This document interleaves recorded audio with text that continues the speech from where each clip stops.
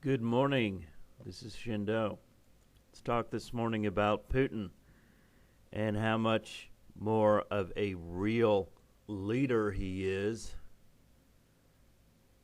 How much more respect this man is getting despite, questionable methods. Much more respect this man gets worldwide and even here now in the United States than Barack Hussein Obama, who is about as weak a president as Jimmy Carter was, yet inexplicably still has so much support here from people. Can't blame Obama for anything. He didn't do anything wrong. This is from the National Post. I will be reading from this article from the National Post, which you can find in the description box. Russia winning in Middle East. How Putin outmaneuvered U.S. with foray into Syria. When Russia launched a military intervention to support Syrian dictator Bashar Assad last year, U.S. President Barack Obama responded with a wishful Schadenfreude. Russia, he predicted, would get, quote, stuck in a quagmire, unquote. He added, quote, it won't work, unquote. Obama had good reason to resent Russia's increasingly assertive foreign policy in the Middle East and elsewhere, and to imagine it might backfire on its architect, President Vladimir Putin. The U.S. president clearly hoped an overstretched Russia would get its fingers burned in Syria and emerge chastened from its adventure in the Middle East counterinsurgency. That's not what happened. Russia didn't get stuck in a Syrian quagmire. It applied a limited amount of military force to a great effect, reversing the tide of the civil war and ensuring Assad will not go unless Putin agrees. From Moscow's perspective, the Kremlin intervention worked out just fine. Now just remember, Moscow would have no excuse to going into Syria if our president here in the United States was actually doing something against ISIS. This month, despite Obama's earlier scoffing, the United States and Russia announced they had brokered a plan to bring about a ceasefire in Syria. The deal said that if a truce held, Moscow and Washington would begin joint military operations against ISIL and Jabhat Fatah al-Sham, al-Qaeda's one-time affiliate in Syria, previously known as al-Nusra Front. The latter's group forces are intermingled on the front lines with other rebel groups, including some backed by the United States. By Monday, the agreement was in disarray. 2 days later, with airstrikes being reported from Aleppo in northern Syria, Russia and the U.S. were openly blaming one another. Whether the deal is salvaged or not, it has already accomplished much for Russia and for Moscow's ally, Assad. If the deal does hold, large chunks of the armed opposition will be neutralized, and Assad's jihadist foes, ISIL and Jabhat Fatah al-Sham, will face the combined military power of Russia and the United States. The deal militarily restricts Assad as well, to the extent it puts a stop to the barrel bombs and chlorine gas his forces have been dropping on Syrian neighborhoods. There may be some benefit to Syrian civilians, but the biggest winner by far is Russia.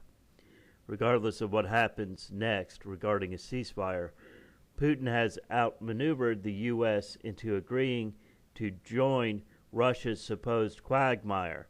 Obama looks weak, a U.S. president forced to respond to Russia's moves in the Middle East, and Putin has solidified his status as an indispensable arbitrator of Syrian fate. The Russia's the Russian leader's intervention in Syria is part of a larger goal of forging a bigger role for his country in the Middle East. He's also nurtured ties with Iran, smoothed over previously fraught relations with Turkey, and offered to host peace talks between Israel and the Palestinians. Russia is succeeding in part because the U.S. is letting it. Obama has long wanted to disentangle his country from the Middle East, and Moscow is exploiting the empty space. Russia is there, says a diplomat from the region, because the U.S. isn't. It's foolishness on the Americans' part. But Putin intervention are also driven by concerns much closer to home. The collapse of the Soviet Union shook the Russian president to the core, perhaps because for him it was so unexpected. He also seen what he regards as the next greatest threat to Russian strength coming for years. Between 2000 and 2014, uprisings and revolutions unseated dictators and autocratic governments, often ones friendly to Russia, in at least half a dozen countries. The most worrying for Putin were the ones closest politically and geographically to Moscow: Serbia, Georgia, and above all, Ukraine. The Russian leader responded to an uprising in Ukraine by invading annexing Crimea. He also sent Russian troops into eastern Ukraine, where a low-level conflict still burns. When Putin looks at the Middle East, he sees two problems that threaten Russian interest. The first stems from the breakdown of order in the region and what he believes is the rise of radical Islam. Quote, "The initial perception in Moscow is that we were making a complete mess of the Middle East, beginning with the invasion of Iraq and then the invasion of Libya, and are giving Egyptian President Hosni Mubarak a push," quote unquote, says Jeffrey Mankoff, deputy director of the Russian and Eurasia program in Washington, D.C. based Center for Strategic and International Studies. Quote, "In the Russian reading of all this, the end result of American action is always to exasperate the chaos and to empower radical jihadist forces who are hostile to Russian interest as well as American interest." That, unquote. That is in itself may have persuaded Putin to bolster Assad militarily. He believes the Syrian president functions as a check on Islamic extremism. But the second problem Putin sees is a pattern of regime change he fears could spread. He wants to discredit the process and undermine civil society groups that might want to topple authoritarian governments elsewhere. Quote, "Russia now presents itself to the rest of the world as a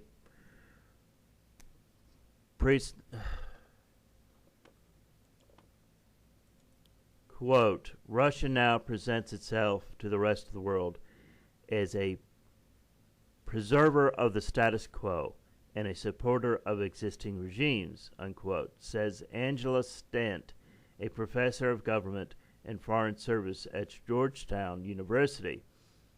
Moscow's military intervention in support of Assad is about, quote, "wanting to ensure that you don't have more Arab Spring type movements in the Middle East and that they don't come home. It is an eye also to Russia's neighborhood and to Russia itself."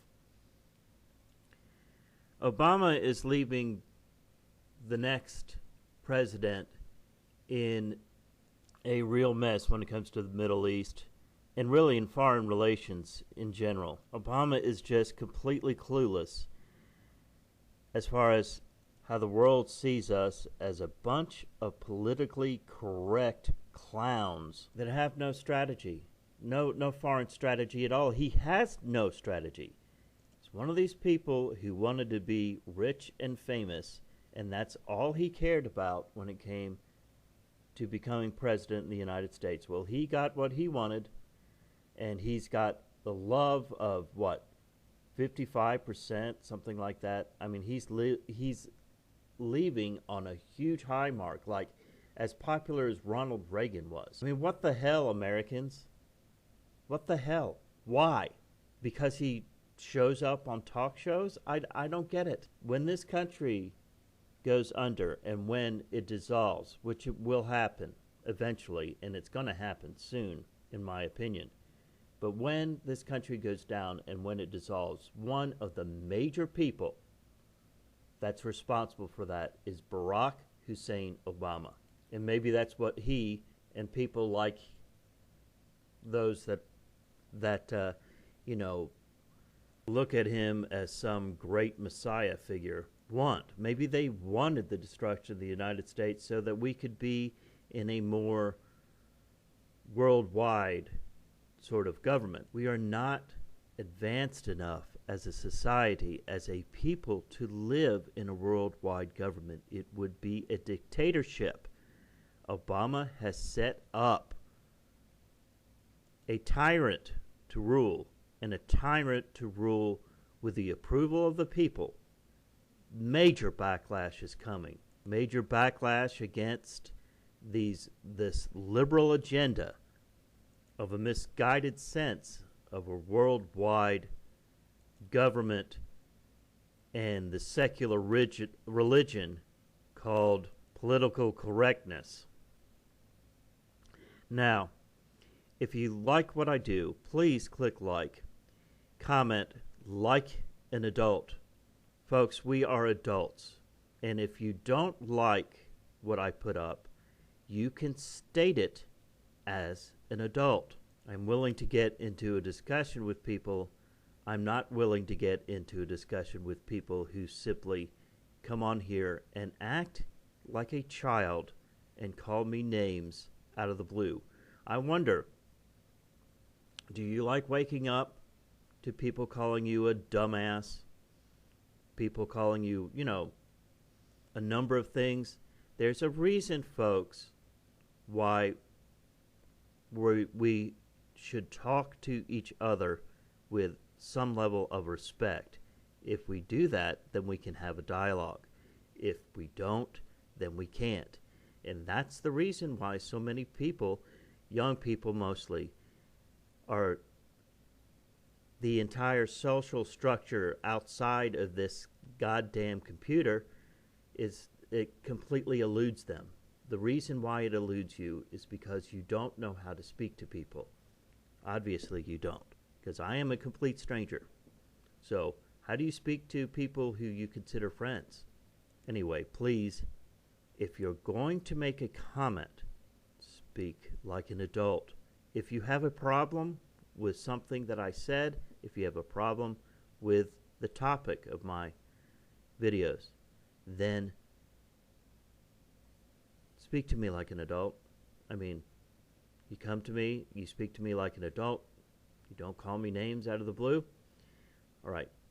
Please click like and subscribe if you like what I do. I'm doing this simply as really my little contribution to this society we call YouTube.